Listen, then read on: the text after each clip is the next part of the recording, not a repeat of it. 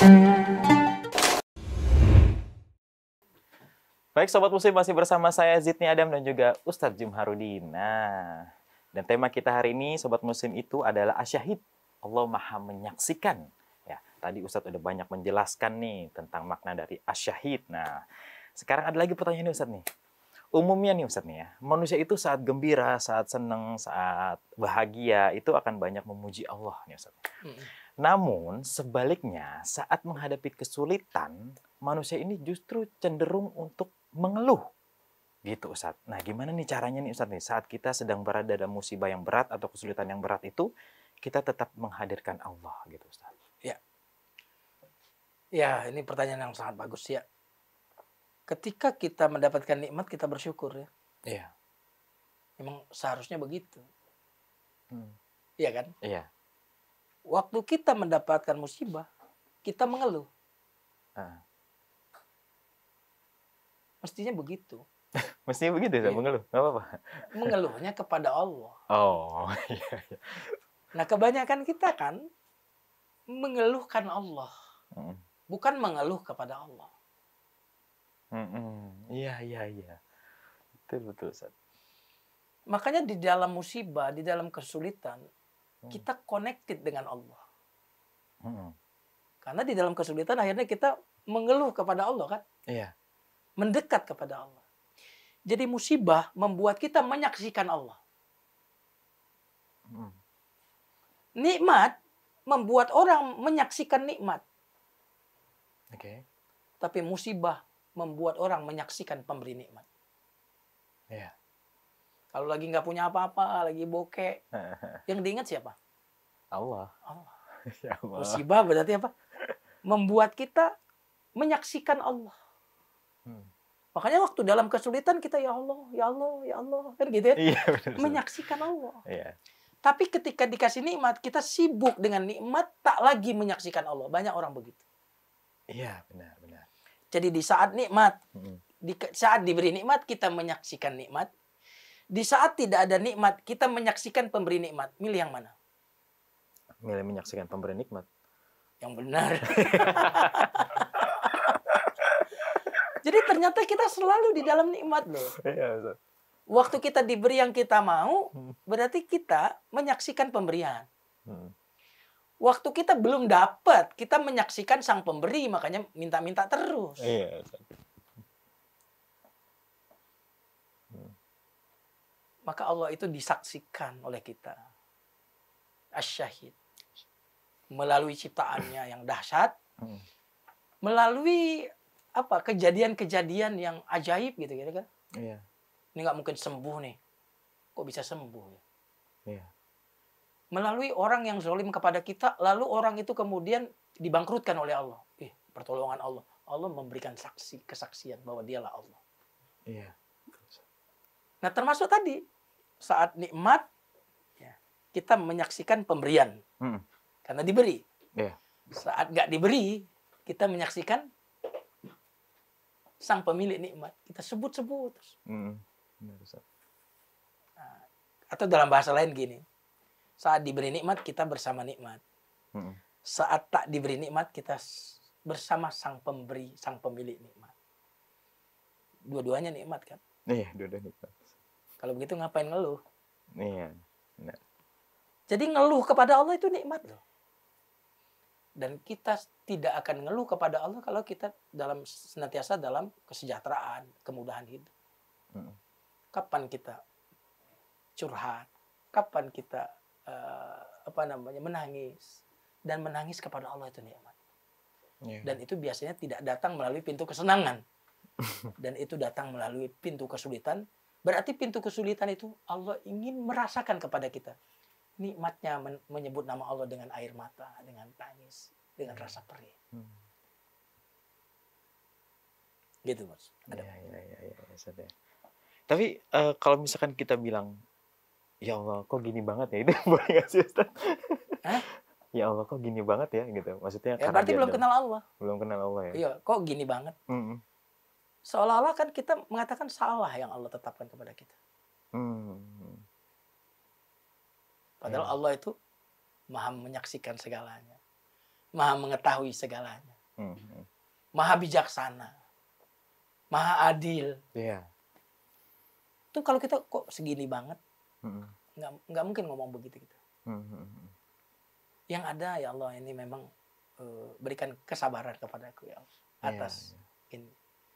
Nanti kalau udah begitu, kalau ngelihat hikmahnya, ya Allah aku bersyukur atas musibah ini. Ya. Jadi kalau bersabar level terendah, level atasnya ridho.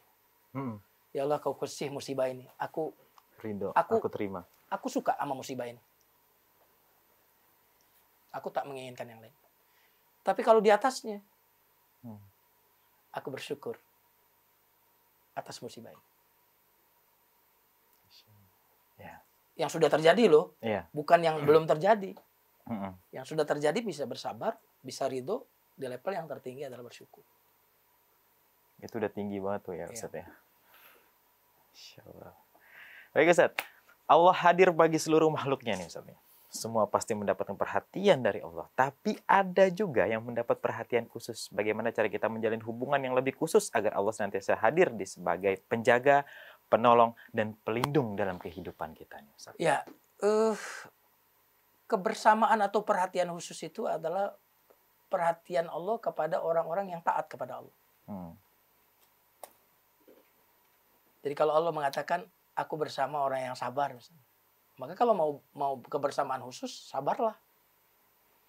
Kalau Allah mengatakan aku bersama orang yang bertakwa, ya, maka kalau mau mendapatkan perhatian khusus, jadilah orang yang bertakwa.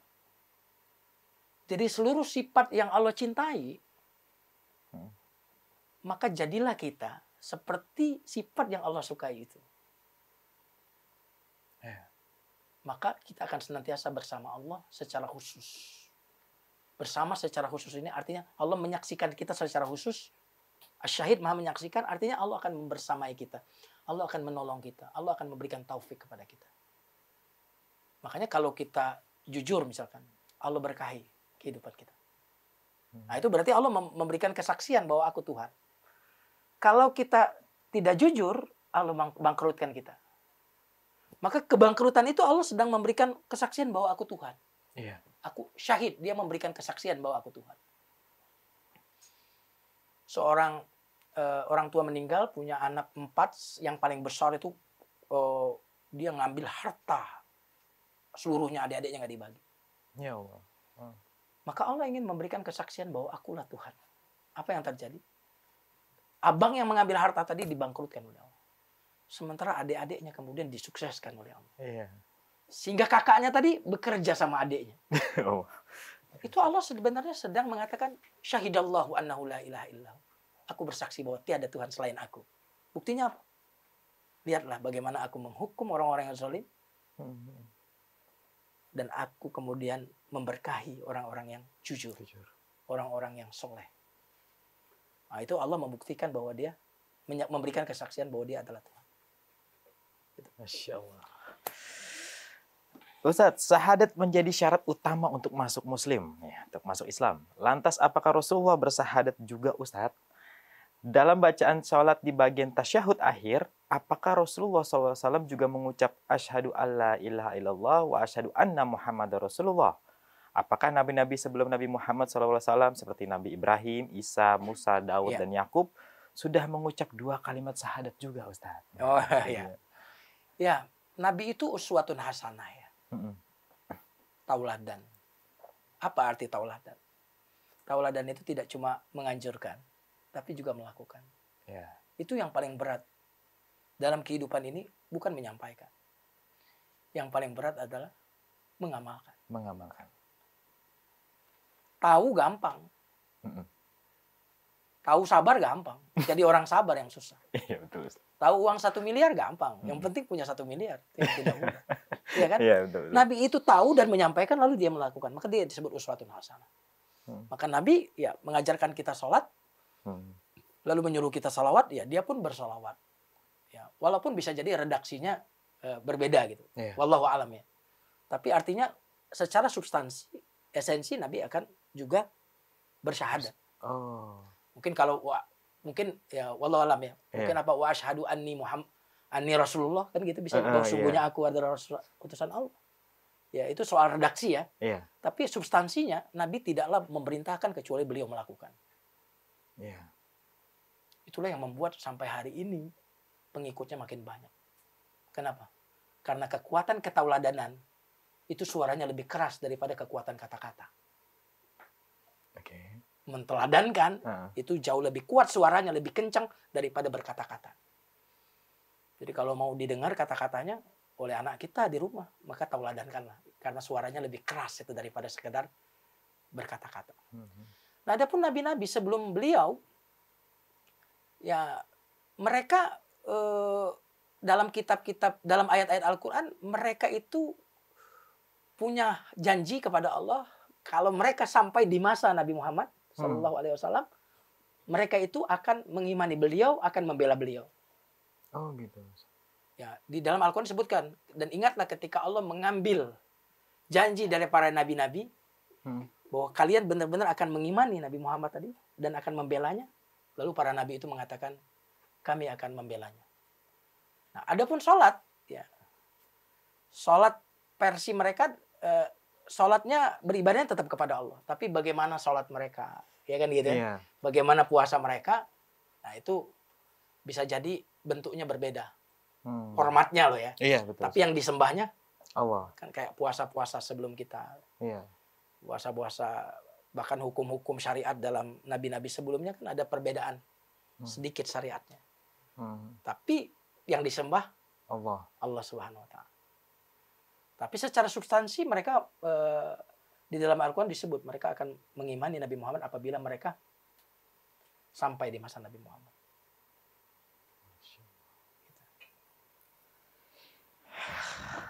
Baik Ustaz, kita sering mendengar istilah Allah lebih dekat dari urat nadi, urat leher. Ya. Jika memang benar demikian, mengapa Allah tidak langsung menyegerakan pertolongan pada rakyat Palestina? Nih Ustaz. Ya. Mengapa Allah lebih dekat ke urat nadi? Urat nadi itu kehidupan kita loh.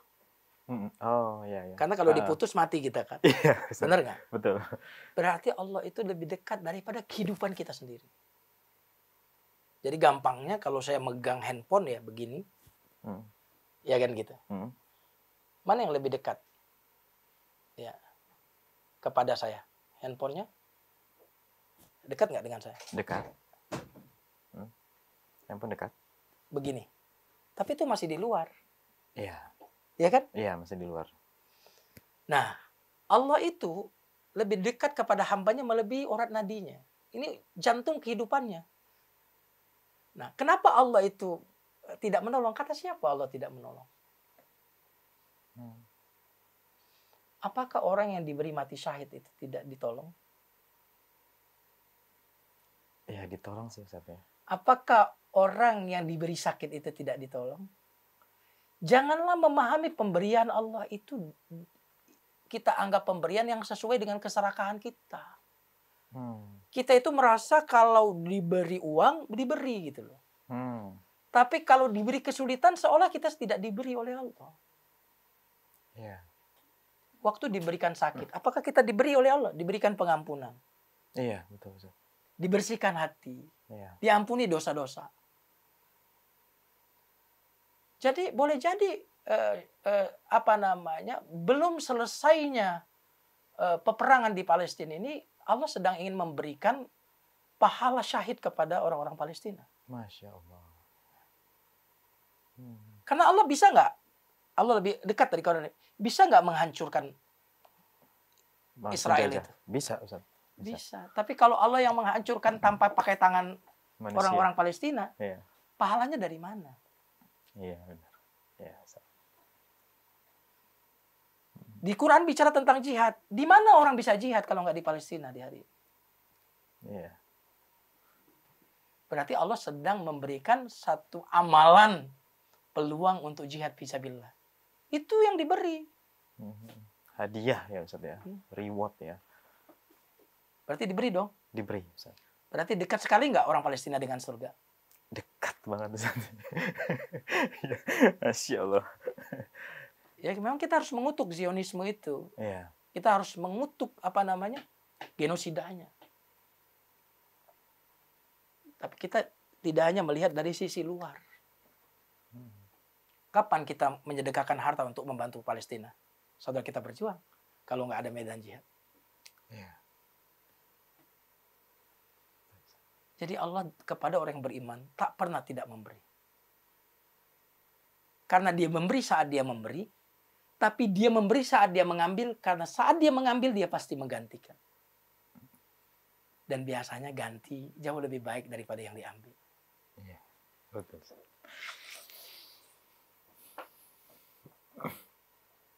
Nah, dalam keadaan seperti itu akhirnya kita memahami aku senantiasa dalam nikmat. Saat aku mendapatkan yang kuinginkan, aku diberi rahmat. Saat tidak mendapat yang kuinginkan, aku diberikan hikmah. Makanya orang bilang pasti ada hikmahnya. Ada hikmahnya. Berarti mungkin nunggu kita ini untuk berjihad kan? Baru mungkin selesai kali ya. Allah yang Maha tahu kapan Iya, selesai. Pilihan Allah untuk kapan selesai itu antum nggak usah ngurusin kapan selesainya. Iya. Menang dan tidak menang itu bukan urusan kita, urusan Allah. Urusan kita berjuang. Allah tidak pernah bertanya nanti di hari kiamat, kenapa kamu tidak menang? Nggak akan begitu. Kenapa kamu yang tidak Allah berjihad, tanyakan adalah kenapa kamu nggak berjuang. Ya. Biarkanlah Allah. Allah lah yang Maha tahu kapan dia menyelesaikan peperangan itu. Hanya Allah yang tahu. Jangan ngurusin yang urusannya Allah. Ya. Urusan kita apa sebagai orang Indonesia? Membantu dengan dana, donasi untuk Palestina. Coba kalau nggak ada mereka, kita nggak punya kesempatan untuk donasi kan? Oh iya betul. Coba kalau nggak ada peperangan di sana, saudara-saudara kita di sini nggak bisa pahala jihad.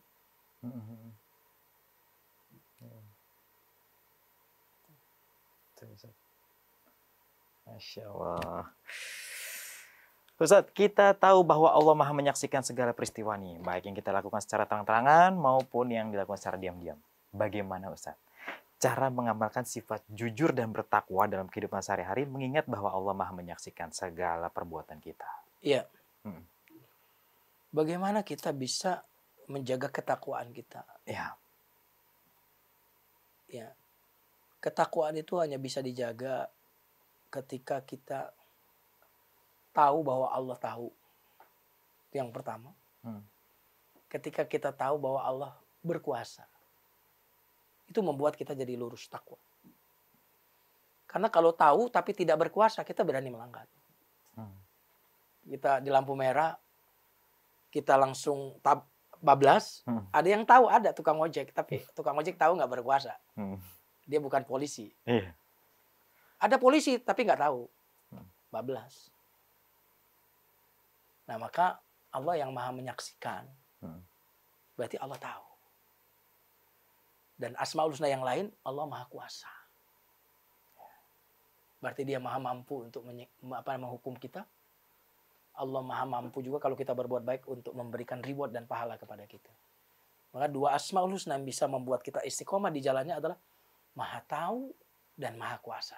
Maha menyaksikan dan Maha Kuasa. Maka kalau itu ada dalam keyakinan kita, maka kita akan lurus. Allah tahu. Dia mampu nggak menghukum saya? Oh mampu. Karena kalau mampu menghukum tapi nggak tahu, nggak akan menghukum. Iya. Tahu tapi tidak mampu menghukum karena nggak ada kekuasaan, dia tidak bisa berbuat apa-apa. Iya. Ya.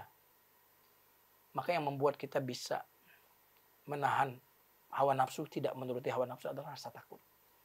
Wa amma man khafa maqama rabbih wa nahan nafsa 'anil hawa. Siapa yang takut akan maqam Allah dan menahan hawa nafsu. Artinya apa?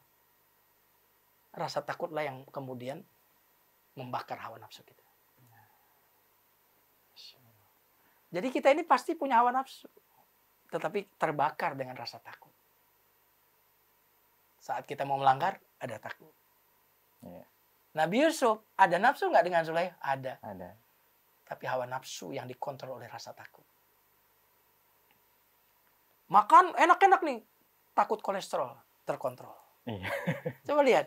Iya, Ustaz. Iya kan? Iya. Betul. Makan yang enak-enak. Gimana ngontrol? Takut penyakit. Mhm.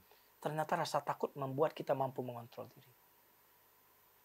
Maka salah satu makna takwa adalah takut akan azab Allah. Ittaqillah. Takutlah akan azab Allah. Ustadz, terima kasih atas waktunya dan ilmunya hari ini, Ustadz. Buat Sobat Muslim, terima kasih juga udah nonton Share It ya. Jangan lupa untuk selalu nonton Share It karena akan ada tema-tema yang lebih bermanfaat lagi nantinya ya. Ajak temannya, ajak saudaranya, ajak kerabatnya untuk selalu nonton Share It karena banyak ilmu yang bermanfaat di sini ya. Saya Zidni Adam dan juga Ustadz Jumharudin mohon pamit undur diri. Wassalamualaikum warahmatullahi wabarakatuh. Waalaikumsalam warahmatullahi wabarakatuh.